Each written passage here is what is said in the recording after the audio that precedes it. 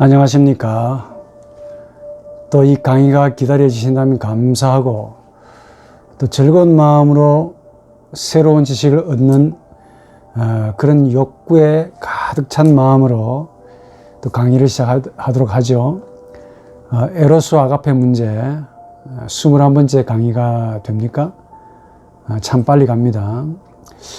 우리 지난번에는 이 에로스와 아가페 문제, 즉 사랑의 문제인데, 용어가 한글로 사랑이라는 말 한마디밖에 없기 때문에 자칫 잘못하면은, 아니 100% 우리 인간이 가지는 사랑, 즉 에로스죠.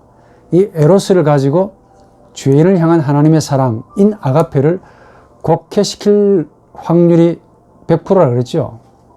그러니까 구분하지 않고 좀 개념 정리를 하지 않으면은 반드시 하나님을 사랑하면서 우리가 가지고 있는 이 에로스를 가지고 우리를 향한 하나님의 아가페를 왜곡시키고 곡해시키고 심지어 제 말로 좌절시키는 그런 역할을 한다는 말씀을 드렸습니다. 마틴 부부는 이걸 가리켜서 하나님의 일식, 고테스 핀스테레니스, 하나님의 어둠을 만드는 장본인이 되는 거죠. 태양은 지구를 향해서 무한히 빛을 발하는데, 요 달이 지구를 향한 그 태양의 빛을 딱 가리고 가지고 마치 태양이 없는 것처럼 흑암을 만든다는 것이죠.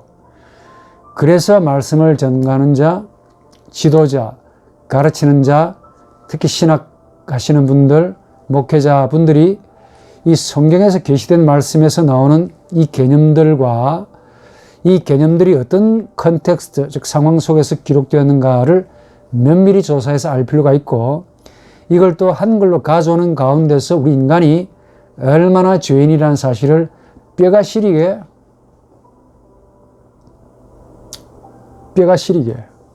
느껴야 할 이유가 있습니다.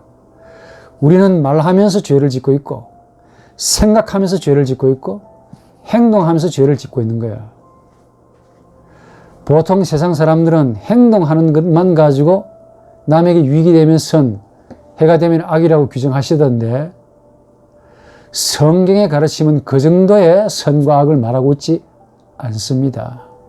그러니까 말이 선과 악, 죄 이렇게 나오니까 우리 나름대로 그냥 곡해서 마음대로 쓴다 그랬죠. 제가 지난번 강의에서 했듯이 무지도 죄라고 그랬습니다. 오히려 가장 큰 죄악이 무지에서 나오는 죄입니다. 두 번째가 알면서 행하는 죄가 클 것 같고, 그러니까 무지, 몰라서 미안합니다, 모르고 그랬습니다, 이거는 우리들의 변명이라고 그랬죠. 하나님은 우리의 이런 무지를 보지 않습니다.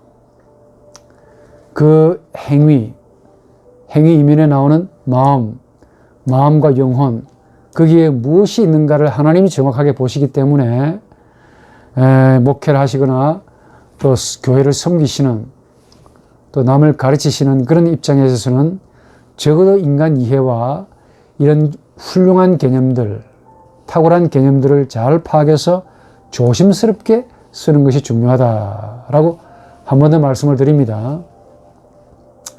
그러니까 우리 인간은 본질적으로 에로스적인 존재입니다. 그런데 이런 에로스적인 존재가 아가페를 말해야 한다는 게 이게 이제 모순이죠. 말을 안 했으면 참 좋겠는데, 성경에 한 번 더, 구약 성경과 신약 성경에 사랑이라는 말이 무진장 나오는데, 제가 세알려 보진 않았지만 가장 많이 나올 겁니다. 그런데 거기에서 에로스라는 말을 한 번도 쓰고 있지 않다는 거야. 심지어 70인역에서도 그렇고 신약 성경은 말할 것도 없고 에로스라는 말이 한 번도 나오지 않습니다. 전부 아가페로 표현되어 있어요. 그런데 이 아가페라는 용어가 그 당시에는 너무 생소하고 잘 사용하고 있지 않던 용어였다.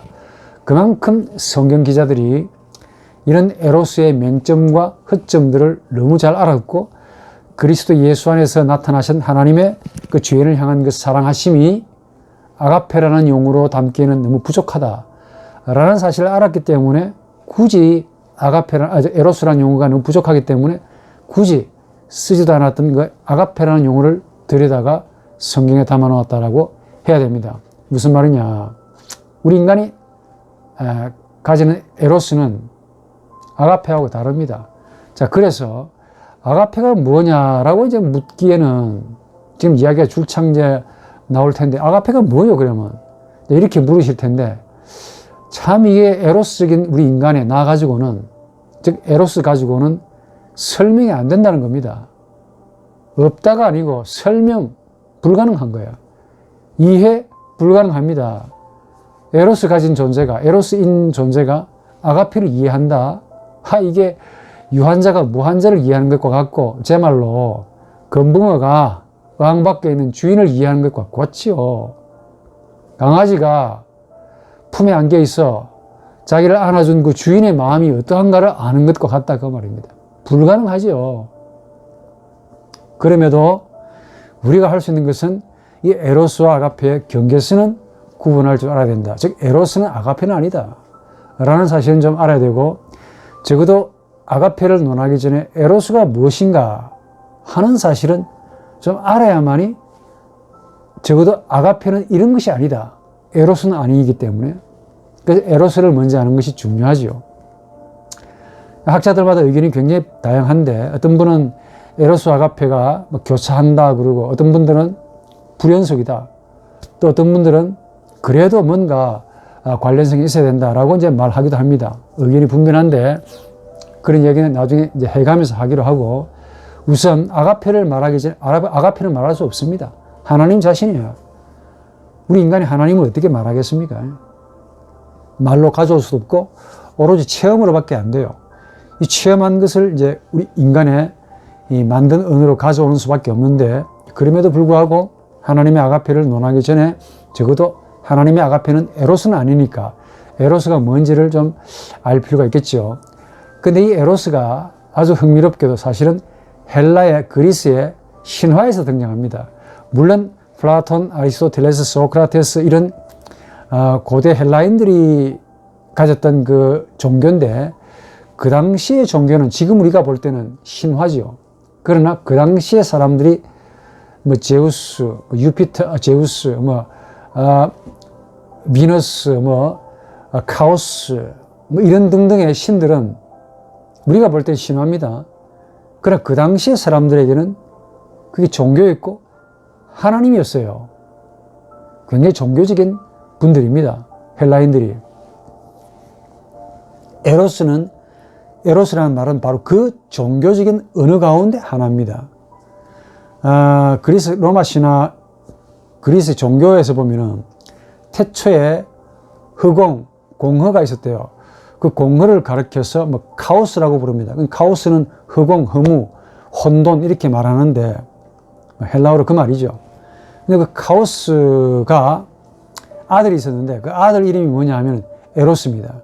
에로스는 뭐냐 하면 열정과 풍요의 신이라고 보통 그렇게 말하죠.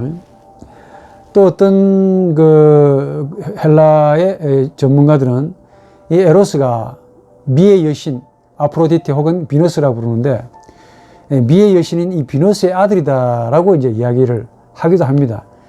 이게 이제 어느 분의 말이 맞는지는 뭐 정확하게 학자들마다 좀 틀리는데, 이 비너스가 미의 여신인데 질투가 되게 많았대요. 근데 그 이야기를 조금 해드리면은 다 아는 이야기겠습니다만, 만약에 이제 에로스가 아프로디테, 즉 비너스의 아들이라고 한다면은, 아프로디테가 이 프스케라고 하는, 우리말로 말하면 심리죠. 이 프스케라는 그 여자, 그러니까 실제로 땅 위의 여자 이름이 프스케랍니다. 여자를 본 거야. 그래서 자기가 세상에서 최고 잘난 이쁜 여자라고 생각했는데, 신이라고 생각했는데, 자기가 볼 때도 너무 이쁜 거야, 이 프스케가. 질투를 했답니다. 질투해가지고 없애버리자 라고 마음먹고 자기 아들을 불렀습니다. 아들 이름이 뭐라고 했어요? 에로스. 불러가지고, 야, 네가 가지고 있는 그 화살 가운데 황금의 화살 있지 않냐, 그거 쏘아버리면, 맞게 되면 처음 보는 사람에게 첫사랑에 빠진다더라. 그러니까 제 프스케에게 제 마음에 안 드니까 네가 가서 황금의 화살을 제 프스케한테 쏘아가지고 이 세상에서 제일 못생긴 남자에게 사랑에 빠지도록 해라 라고 아들에게 명령을 했습니다. 뭣도 모르는 이 에로스가 엄마의 명령을 듣고 날아갑니다. 본인이 푸스케를 탁 본 거야. 근데 본인이 봐도 너무 예쁘고 잘생겼어요. 반했습니다. 본인이 사랑에 빠진 거야. 그래가지고 황금화살을, 본인이 가지고 있는 화살을 엄마는 누구한테 쏘라 했습니까? 아주 못생긴 사람한테 쏘라 그랬는데, 못생긴 사람하고 결합하라고 그렇게 쏘았는데 자기에게 쏘아버린 거야. 그래가지고 이 에로스가, 비너스의 아들인 이 에로스가 푸스케에게 사랑에 빠졌습니다. 사랑에 빠져가지고, 아주 그냥 한참 동안 사랑했죠. 그러면서 이제 밤마다 저녁마다 찾아가서 사랑을 나누고 사랑 열심히 했습니다. 근데 이제 이 에로스는 그래도 신이기 때문에 푸스케는 사람이고, 에로스가 뭐라고 이야기하냐면은 당신이 나를 아무리 사랑해도 내 얼굴만은 보지 마라. 자신의 얼굴만은 보지 말라고 이제 경고를 했습니다. 보는 순간 안 된다. 그렇죠? 근데 이 말을 들으니까 더 궁금하잖아요. 사람이. 이 푸스케가, 사람인 이 푸스케가 자기 얼굴, 자기가 사랑하는 그 남자의 얼굴을 보지 말라니까 더 궁금합니다. 너무 궁금해가지고 참다가 못해가지고 결국 에로스의 얼굴을 보고 말았습니다. 그때 에로스가 남긴 명언이 있습니다. 그 명언이 뭔 줄 아십니까? 그게 의미가 있는데, 피스티스, 신앙이 없으면은 에로스도 없다. 라는 말을 남기고 푸스케의 몸을 떠나서 하늘로 올라가 버렸습니다. 그 이후에 사람인 푸스케가 두고두고 신을 그리워하는, 에로스를 그리워하는 사랑을 가지게 되었다라고 그리스 신화는 그렇게 말합니다. 이야기를 몇 개 쭉 종합해보면 이런 이야기가 조금 설득력이 있지 않을까 하는 생각을 해보는데, 특히 에로스의 말, 푸스케라는 인간에게 남긴 이 에로스의 말이 참 기가 막히죠. 피스티스, 네가 나를 신앙하지 않으면, 믿지 않으면 그 전제하에서 사랑이 이루어지는데, 신앙이 없다면 사랑도 없다. 사랑하려면 믿어줘야 한다는 것이죠. 요즘 믿음 없이 사랑하는 분들 되게 많습니다. 적어도 그런 것 같아. 고전을 좀 공부하시면 좋을 것 같아요. 사랑도, 인간의 에로스는 사랑을 전제로, 그러니까 인간의 에로스는 신앙을 전제로 일어납니다. 우리 지난번에 이야기했죠. 하나님도 하나님 자신을 우리 인간에게 주실 때 믿고 있기 때문에, 혹은 믿기 때문에 주시는 거예요. 정말 신앙이 전제하고 있지 않으면 사랑이 일어날 수 없습니다. 이 말이 맞는 것 같아요. 이런 형태로 인간과 사랑, 에로스와 푸스케가 사실 우리입니다. 우리 인간 심리에 이제 많이 작용하는데, 어떻게 보면 헬라인들이 참 보는 시각이 틀렸다라고 할 수 없죠. 우리 인간은 푸스케도 있지만 푸뉴마라는 영이 있습니다. 이런 푸스케가 에로스를 가지고 날마다 신을 그리워하고 떠난 잃어버린 태양을 그리워한다라는 말인데, 또 어떤 경우에는 이 에로스가 신을 찬미할 때 쓰는 정열적인 어떤 무엇을 나타낸다고 해요. 즐거워할 때 혹은 술에 취해가지고 술에 취한 듯이 신을 사모하고 그리워하는 그런 상태를 에로스라고 부른다라고 합니다. 요 에로스에서, 그러니까 신을 찾기 위해서 술에 취한 듯이 갈구하면서 휴거하면서 신을 찾기 때문에 바로 여기에서 종교가 생성되었다라고 말하죠. 그래서 종교의 본질이 뭐냐? 아가페가 아닙니다. 에로스입니다. 이게 헬라의 가르침이에요. 그래서 인간이 종교를 만드는 거지, 하나님이 종교를 만들어가지고 자 종교 받아라 해가지고 우리에게 주신 것이 아닙니다. 하나님은 우리에게 계시, 자신을 넘겨주셨지만은 받는 우리가 에로스인 거야. 받다 보니까 이 에로스가 종교를 만든 겁니다.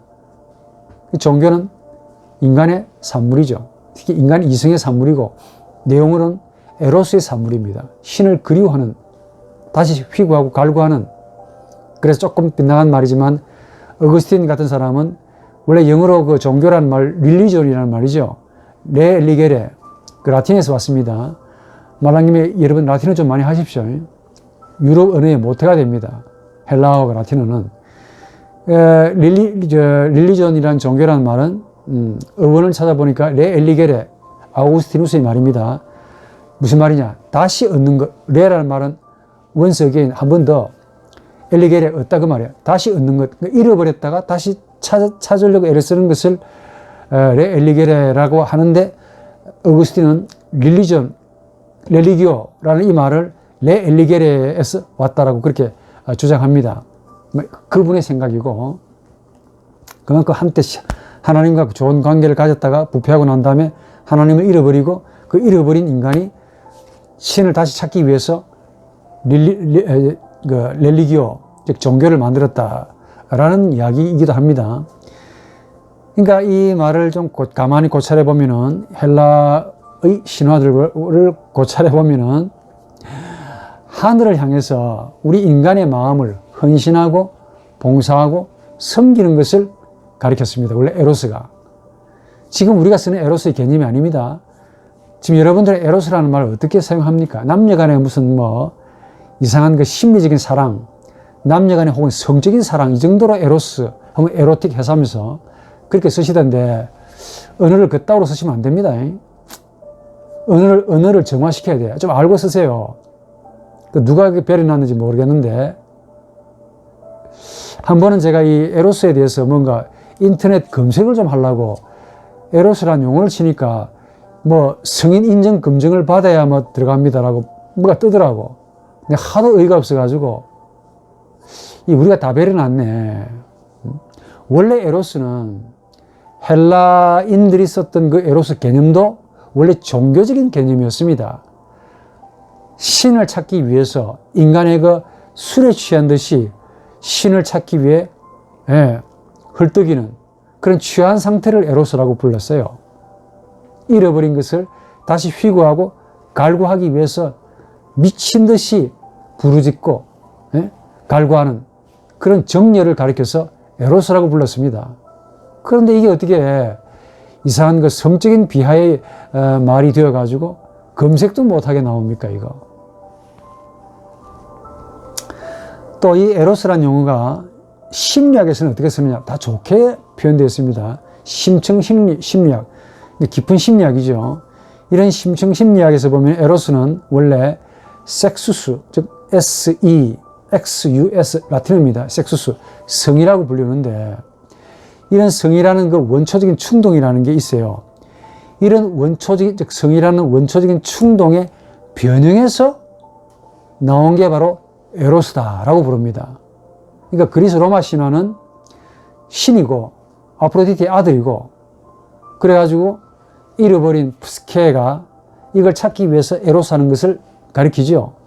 그럼 학문에서는, 즉 심리학에서는 섹수스라고 하는 이 성이라고 하는 충동의 변형으로 에로스가 나왔다라고 주장합니다. 이 에로스가 사랑의 대상을 만나면서 또다시 변형을 일으켜요. 심층심리학에서는 이 에로스 아가페를 어떻게 이야기하냐면은, 원래 기원은, 뿌리는 섹수스, SEXUS, 섹수스입니다. 원래 이 섹수스라는 말이 성인데 이게 나쁜 용어가 아닙니다. 라틴어의 원래 건강도 섹수스라고 불렀어요. 이 현대인이 잘못 쓰고 있는 거죠. 이 성이라고 하는, 혹은 아주 건강함이라고 하는 어떤 우리 인간의 원초적인 충동, 이 충동이 변형이 돼가지고 첫 번째로 나오는 게 에로스고, 그 다음에 이 에로스가 사랑의 대상을 만났습니다. 사랑의 상대를 만났어요. 그 사랑의 상대를 만나면서 또다시 자신을 변형을 시킵니다. 그 변형에서 아가페가 나왔다라고 주장합니다. 심층 심리학자들은. 다 맞는 건 아니죠. 어느 정도 재미는 있지만은, 일리가 없지는 않지만은 진리인지는 모릅니다. 그래서 사랑은 이 심리학에서는 나르시시즘이라고 그러죠. 나르시스. 원래 이게 나르키수스라고 그러는데, 이 수스는 아시죠? 자기가 너무 이쁜 거야. 자기 봐도 너무 이뻐요. 물속에 비친 자기 얼굴 보니까, 사실은 거울이 발견된 지 얼마 안 됐습니다.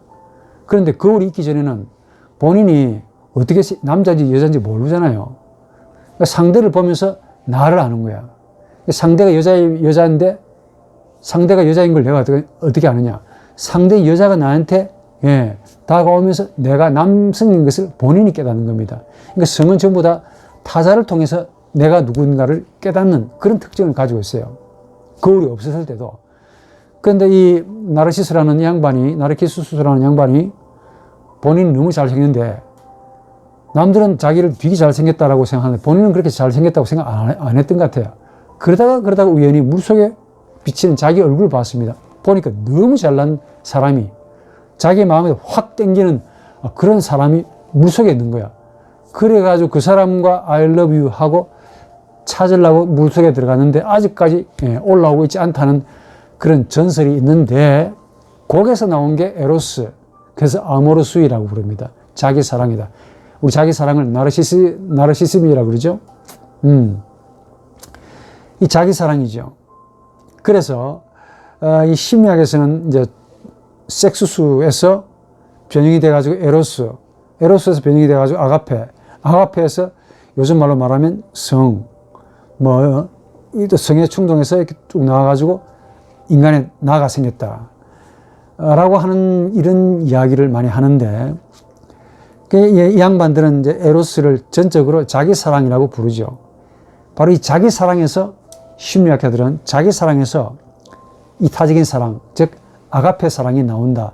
그러니까, 태초에 아가페 사랑이 있었던 것이 아니고, 심리학자들에 의하면 원래 에로스가 있었는데, 이 에로스의 변형이 일어나서 아가페가 나왔다. 그러니까 아가페는 에로스의 모형인 거죠.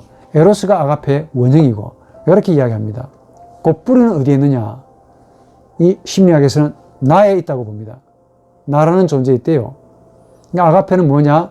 자신을 에로스 하려는 충동의 노력에서부터 해방하려고 하는 거라고 불려요. 아가페라는 것은. 왜냐하면 에로스가 자기 사랑이잖아요.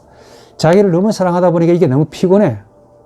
그래서 자기 사랑에 대한 굉장한 피곤함과 모순, 갈등을 느끼면서 이런 자기 사랑을 회피하고 빠져나와서 자유하려고 하는 그 사랑을 가리켜서 아가페라고 부른다, 이게. 그래서 에로스에서 아가페가 나왔다라고 말합니다. 근원적으로 아가페도 어디에서 근거하고 있습니까? 충동이라는 원초적인 하나의 성에서 나왔다라고 보는 거죠. 이게 이제 성경하고 좀 다른 거죠. 그러니까 자기 사랑이 사랑의 대상을 만나면서 변형을 시키는데 그 변형된 형태의 사랑을 가리켜서 아가페라고 부릅니다. 조금 더 자세하게 말하면은 최초로 원초적으로는 생식기라고 그러죠. 생식기 상위층의 성적인 유기적인 관계가 있는데 이 관계를 통해서 이게 미움으로 나타난대요. 그러니까 자기 사랑과 반대가 되는 형태의 미움이라는 형태로 일어나는데 그 형태가 자기를 미워하는 것, 이 형태가 바로 아가페다라고 말을 합니다. 프로이트의 말을 제가 하나 인용해드리면은 재미있는 말인데 프로이트가 무슨 말 하냐면은 사랑의 대상은 결국 나라는 존재의 총체적인 자기 사랑을 얻고자 하는 데서 주어진다 라고 말하면서 이 과정에서 나라는 존재가 변형이 되어 스스로 나라는 아이디어라는 자리를 차지하면서 자기 희생이라는 아가페가 자연스럽게 자리를 차지하게 되었다라고 양반이 그렇게 말합니다. 프로이트의 말입니다. 딱 그대로죠. 원초적으로 섹스수 성이 있었는데 변형이 일어나서 자기 사랑인 에로스가 나왔고 거기에서 사랑의 대상을 만나면서 자기를 탈출 혹은 자기를 뽑아내려고 너무 힘드니까 그래가지고 나온 게 아가페래요. 나라는 아이디어의 자리를 탁 차지해가지고 거기서 자기를 희생하는 그런 아가페가 자연스럽게 나왔다라고 이 프로이트가 말합니다. 이렇게 말하면서 이 프로이트는 또 한 걸음 더 나아가서 이런 식의 아가페는 근본적으로 동기에 의해서 주어진다라고 말했다는 점입니다. 요즘에서는 또 맞는 말 같아요. 그러니까 인격의 발달 과정에서 무수하게 많은 동기들, 모티브라고 그러죠. 동기들을 만나게 되는데 그 무수한 동기들을 만나면서 억압이 되고 이 충동이 또 성화가 되고 그러니까 억압과 성화라는 이런 프로세스 과정을 막 거치면서 최종적으로 나오게 되는 사랑의 형태가 바로 아가페다라고 말합니다. 그래서 프로이트에 가면은 사랑이 나에게서 나온다. 나는 또 충동이다. 라고 말하죠. 그러니까 아가페는 맨 마지막에 나오는 사랑이고 자기 희생이 일어나는 사랑이고 그 앞에는 에로스라는 자기 사랑이 있고 이 에로스라는 자기 사랑은 또 나라는 그 어떤 의식이 충동이 있고 그 충동은 또 원초적인 성이라는 충동에서 쫙 그렇게 설명합니다. 그러니까 우리식의 단적으로 말하면 자기 희생, 타자 사랑, 아가페는 자기 사랑에서 나온다라는 말이 공통적이죠. 이 심리학자들은. 자, 그러면은 자기 희생, 자기 포기 혹은 자기 수여라고 불리우는 아가페는 결국 나르시시즘, 자기 사랑의 변형이다라고 말하게 되는데 이게 정말 기독교적이냐라고 보자면은 아니올시다지요. 태초에 하나님이 아가페 계셨습니다. 죄인을 향한 하나님의 사랑이죠. 성경은 이렇게 말해본 적이 없습니다. 이 프로이트는 뭐 동기를 말하잖아요. 사랑의 동기가 있어가지고 나를 괴롭히니까 이 동기에서 해방되기 위해서 나온 최종적인 그 사랑이 바로 자기 부정, 자기 희생이라는 아가페다라고 말하는데 우리 신약에서 말하는 아가페는 동기가 없습니다. 무동기야. 동기 없이 그냥 전적으로 조건 없이 전적으로 자기를 포기하고 자기를 희생하는 거 아닙니까? 근데 이 심리학자들은 고작 생각한다는 게 똑같은 아가페를 말하면서 자기 사랑의 희생, 자기 사랑의 그 동기를 포기하기 위해서 나온 사랑이 바로 아가페래요. 그런 점에서 조금 일리가 안 맞죠. H. 린딩어라는 이 학자는 이 양반도 심리학자이면서 신학자이긴 한데 에로스는 아가페 한 부분이라고 말합니다. 조금 더 노골적으로. 이 사람이 쓴 책이 있는데 God is Love, 하나님은 사랑이다라는 이 논문을 썼는데 그 논문에서 제가 읽어보면서 상당히 심리학을 하셔도 신학자가 심리학을 해도 참 양다리를 재미있게 걸친다라는 생각을 합니다. 이 사람의 내용을 제가 조금 설명해 드리면 순수한 에로스는 순수한 아가페와 구분할 수 없다라고 말합니다. 그러니까 사랑의 내용보다는 사랑의 그 현상, 사랑이 나타난 바가 된 현상에 우리는 초점을 맞춰야 된다라고 이분은 보면서 이런 사랑의 현상만 놓고 보자면 에로스와 아가페는 구분이 안 된다는 거예요. 보는 사람의 그 다양한 관점에 따라서 해석은 달라질 수 있겠지만은 내용인즉슨 에로스는 아가페고 아가페는 에로스다 라고 말합니다. 관점의 다양성은 있지만은 내용물은 똑같다라고 말합니다. 이 양반이 신학자이면서도 심리학을 해놓으니까 그런가 봐요.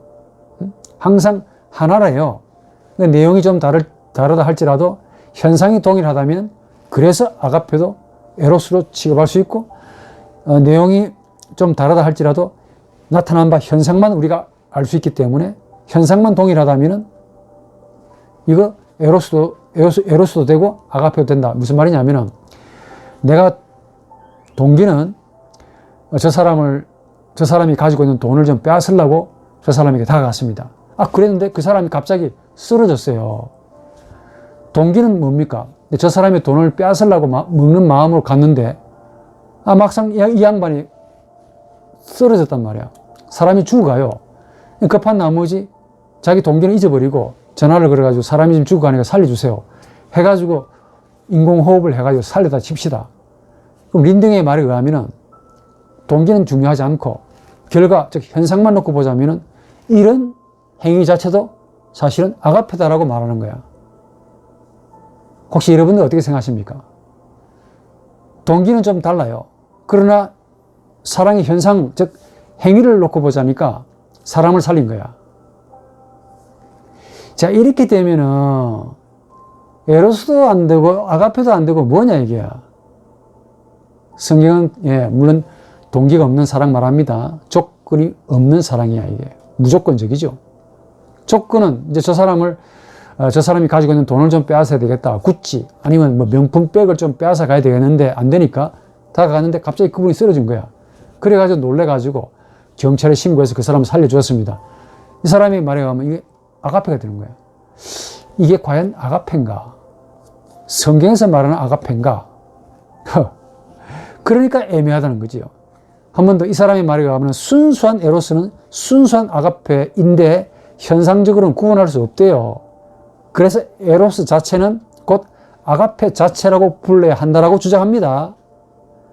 내가 좀 책을 읽다가 이분의 그 논문을 읽다가 이 부분에 가서 딱 브레이크 걸려가지고 그만뒀다는 거 아닙니까? 더 이상 볼 거 없네. 보니까 뭐 똑같잖아요. 우리 인간에게서 순수한 에로스라는 말 자체도 좀 그렇고, 에로스가 아가페다? 구분 못하겠다. 동기 가지고 좀 애매하다. 글쎄요. 이게 과연 예수의 그 죄인 사랑인가? 잘 모르시고 있는 거 아닌가 싶어요. 또 이 린딩어라는 양반이 또 뭐라고 얘기했냐면은, 에로스는 세상의 곤경과 역경을 대항해서 행복을 찾기 위한 이런 어떤 그 생명력을 가진다면은, 아가페 역시 인간이 그 무한한 한 몫을 차지하기 위해서 적어도 신과 일치하려는 한 동일한 목적을 가지고 있지 않냐. 그러니까 에로스도 목적이 살려고 하는 목적이고, 아가페 역시 신을 통해서 영원한 생명을 얻고자 애를 쓰는 거니까 목적 면에서 동일하다. 그래서 에로스는 아가페다 라고 말해요. 그러면서 말을 덧붙이기를 린딩어가, 대상의 제한을 두는 한 순수한 에로스는 적어도 아가페 한 조각일 거다 라고도 결론 맺네. 참, 다 좋은데 에로스와 아가페를 구분을 못한 것 같아요. 이런 분들 때문에 이제 교회가 애매하고도 모호한 이런 학자들의 주장이 오히려 정설로 받아지면서부터 더 이제 의심 혹은 힘이 공의 흑암으로 가서 나중에 뭐 공로신학이 되고 모르겠다라는 말이 나오지 않습니까? 예? 그러니까 이번에 이야기를 종합해드리면, 에로스와 아가페는 유지한다는 점에서 동일한 거야. 차이가 있다면 에로스는 하나의 대상에 국한되어 있고, 아가페는 모든 것을 대상으로 유지한다, 자신을 유지한다는 점에 있어서 차이가 있다라는 점입니다. 과연 이 정도 차이가 에로스고 이 정도 차이로 아가페로 구분될 수 있을까? 이거는 제 도무지 이해가 안 되는, 납득이 안 되는 일종의 궤변과 같다. 확실히 현상만 가지고 뭔가 제공하려는 이런 학자의 노고는 가상하지만은 그 의도는 그렇게 바람직하지 못하다. 그러니까 서로 유지한다는 점에 있어서는 동일한데, 나타난 바 현상만 가지고는 뭐 아가페가 될 수도 있고 에로스도 될 수 있다 라고 말합니다. 그러면서 이분이 자주 에로스 자체는 아가페 자체이다라고 말하면서, 섞이지 않는 순수한 에로스는 최소한도 아가페이다. 그도 말합니다. 또 그리고 에로스가 세상의 곤경에 대항해서 행복을 찾으려는 원동력이 된다면, 아가페 역시 인간이 무한한 것을 찾고 그 한 몫을 차지하려고 한다는 그 점에 있어서는 똑같은 목적을 향해 있다. 이렇게 말하네. 대상에 제한을 두는 한 적어도 순수한 에로스는 적어도 아가페 한 조각이다. 차이가 있다면 에로스는 하나의 대상에 제한되어 있고, 아가페는 역시 많은 대상에 목적을 두고 있다는 점에서 차이가 있을 뿐인데, 역시 그 현상에 있어서는 동일하다 하는 점이죠. 결국 이 양반이 한 10페이지, 한 12페이지, 10몇 페이지 넘는 그 논문을 쫙 썼는데, 결국은 에로스와 아가페가 동일하다, 그 이야기입니다. 그러니까 분별할 만한 능력이 없다는 자기 고백이죠. 자기가 분별할 만한 능력이 없다 그래서 어떻게 아가페가 에로스가 되냐라고 이제 에로스는 아가페다라고 이렇게 주장해버리면은, 말씀하시는 본인이 분별할 수 없다라는 말인데, 자기가 분별하지 못한다 그래가지고 에로스는 아가페다라고 말하게 되면 되겠습니까? 이런 분들 많습니다. 자기가 못한다고 남도 못할 거라고 미리 예상하는 거야. 본인이 이렇게 생각하는데 이렇게 생각 못하는 거야. 그럼 남들도 이렇게 생각하지 못할 거라고 미리 단정하고 이렇게 만들어가는 겁니다. 그러니까 학문은 근본적으로 자기 합리화에서 출발합니다. 전제가 자기 스스로를 의롭다고 여기는 자기 합리화에서 출발해요. 그러니까 공부를 많이 해도 나중에는 결국은 모르겠다 이겁니다. 구분이 안 간다. 구분이 안 가는 자신을 이론적으로 이렇게 풀어 헤쳐놓은 거죠. 이게 참 재미가 없다 그 말이야. 한 번 더 에로스 아가페를 구분하지 못하게 되면은 에로스가 반드시 아가페가 됩니다. 이분처럼. 아가페를 에로스라고 불러요. 또 아가페는 에로스의 한 부분이라고 부르네. 프로이트처럼. 나에서 나왔다 않냐. 그런데 융이나 에브너나 이런 사람들의 의견을 참고하면 그때 나는, 인간의 나는 원초적이지 않습니다. 하나님의 나에서 나온 나인데 이런 원초적인 나를 알지 못하고 하나님에게서 모든 것을 설명하려고 하지 않고 인간의 나에서만 출발하려고 하니까 결국은 에로스와 아가페가 구분이 안 되는 거야. 한 번 더. 우리 인간의 부패한 나에서 출발하는 모든 학문은 신학이든 철학이든 전부 근원적으로 죄악입니다. 답이 안 나와요. 답은 모르겠답니다. 그 최종적인 하나의 증거를 들이대는 게 코기토입니다. 코기토의 결과가 뭔지 아십니까? 다음번에 이야기하겠지만 세계 2차, 1차 대전입니다. 코기토의 전쟁이에요. 인간의, 그러니까 생명의 출발점을 인간 나에게서 출발하려고 삼으면 결과는 반드시 전쟁, 이런 식으로 끝나요. 구분 못합니다. 어떻게 인간의 사랑도 인간의 나에서 출발하냐? 그러니까 내가 구분할 만한 능력이 안 되니까 아가페는 에로스다라고 이론적으로 이렇게 동일시하잖아요. 이렇게 말하는 본인의 한계인데 이걸 마치 보편적인 이야기인 것처럼 논문에도 탁 펼쳐놓고, 요거는 내 생각입니다. 죄인인 나의 개인적인 생각입니다. 라고 말하지 않고 마치 진리인 것처럼 그럴싸하게 책을 많이 인용해가지고 이렇게 쓰는 분들이 있습니다. 이런 좋은 그 논문이 아닌 이런 논문은 참고할 만한 것은 되겠지만은 진리와는 거리가 멀다. 성경의 하나님은 피조물 인간의 사랑과 다릅니다. 창조주는 창조주고, 그렇지요. 피조물은 피조물이고, 그 피조물이 창조주에 대항해서 불순종해가지고 부패했습니다.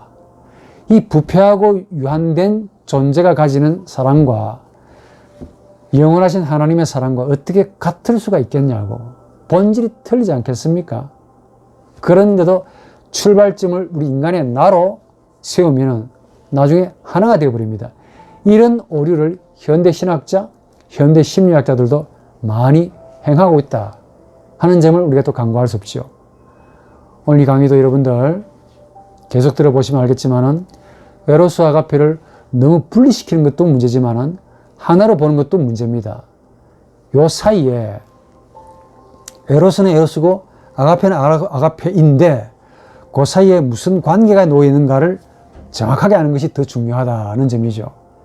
학자들마다 견해는 다르지만은 하나로 만드는 것보다 또 완전히 초월해서 두 개로 만드는 것도 문제가 있지만은 그 관계를 짓는 법을 여러분들이 강의를 통해서, 숙고를 통해서 혹은 책을 통해서, 연구를 통해서 정리하시기 바랍니다. 그리하여 여러분과 마주하고 있는 모든 성도들에게 이런 인간적인 이해를 잘 고려하셔가지고 이 좋은 하나님의 은혜를 복음으로 잘 증가하는 그런 사역을 하시기를 바랍니다.